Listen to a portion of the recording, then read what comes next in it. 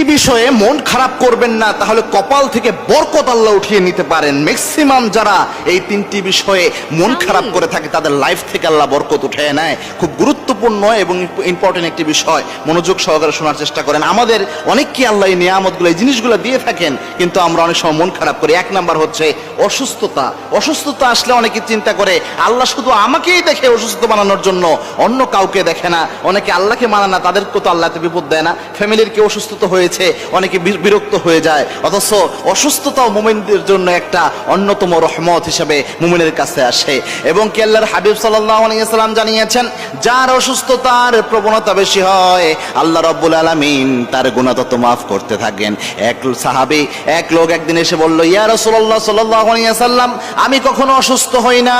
আল্লাহর হাবিব সাল্লাল্লাহু আলাইহি ওয়াসাল্লাম বললেন, তুমি দূর হয়ে যাও, তোমার উপর আল্লাহর কোনো রহমত নাই, তুমি দূর হয়ে যাও, আল্লাহর রহমত তোমার উপর নাই। আল্লাহর হাবিব সাল্লাল্লাহু আলাইহি ওয়াসাল্লাম বলতেন, যার ইমানের তীব্রতা যত বেশি তার জ্বরের তীব্রতাও আল্লাহ রাব্বুল আলামিন তত বাড়িয়ে দেয়। এটার মাধ্যমে আল্লাহ রাব্বুল আলামিন গুনাহ মাফ করে। সালমান রাদিয়াল্লাহু আনহু এক হাদিস থেকে পাওয়া যায়, আল্লাহর হাবিব জানিয়েছেন, মুমিন বান্দাকে এমন অসুস্থতা বিপদ আল্লাহ এই জন্য দেয় যাতে মুমিন বান্দার সমস্ত গুনাহ আল্লাহ মাফ করে আল্লাহর সামনে যখন হাজির হবে গুনাহ মুক্ত ভাবে ইমানদার ব্যক্তি হাজির হতে পারে। এই জন্য আল্লাহ অসুস্থতাগুলো দেয়। সুতরাং অসুস্থতা আসলে কখনো মন খারাপ করবেন না বা গালি দিবেন না। দুই নাম্বার হচ্ছে, যদি কন্যা সন্তান ঘরে জন্ম নেয় কখনো মন খারাপ করবেন না। মানুষ কন্যা সন্তান জন্ম নিলে সবচেয়ে খুশি হওয়া উচিত। আল্লাহর হাবিব সাল্লাল্লাহু আলাইহি ওয়াসাল্লাম জানিয়েছেন, যেই মেয়ের প্রথম সন্তান কন্যা হয়, যে পরিবারের প্রথম সন্তান কন্যা হয়, ওই পরিবার, ওই মেয়ে, ওই নারী বরকতময় নারী। সুতরাং কখনো কন্যা সন্তানের উপর মন খারাপ করা যাবে না। তিন নাম্বার হচ্ছে, আল্লাহর হাবিব সাল্লাল্লাহু আলাইহি ওয়াসাল্লাম জানিয়েছেন, তিন নাম্বার মেহমান যদি আসে, বিষ্ণু ইসলাম বলেছেন, আল্লাহ রাব্বুল আলামিন যাকে ভালোবাসেন তিনটা জিনিস তাকে আল্লাহ রাব্বুল আলামিন দান করেন।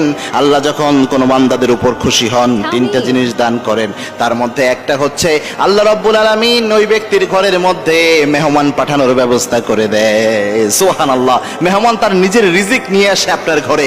মেহমান আসলে কখনো মন খারাপ করবেন না, মনে কষ্ট নেবেন না, তাহলে আপনার কপাল থেকে বরকত উঠে যেতে পারে। কেননা মেহমান আপনার রিজিকের প্রশস্ততা আনানোর জন্য অন্যতম গুরুত্বপূর্ণ একটা বিষয়। যে মেহমান আসলে সামর্থ্যে যা আছে চেষ্টা করেন আপ্যায়ন করার জন্য।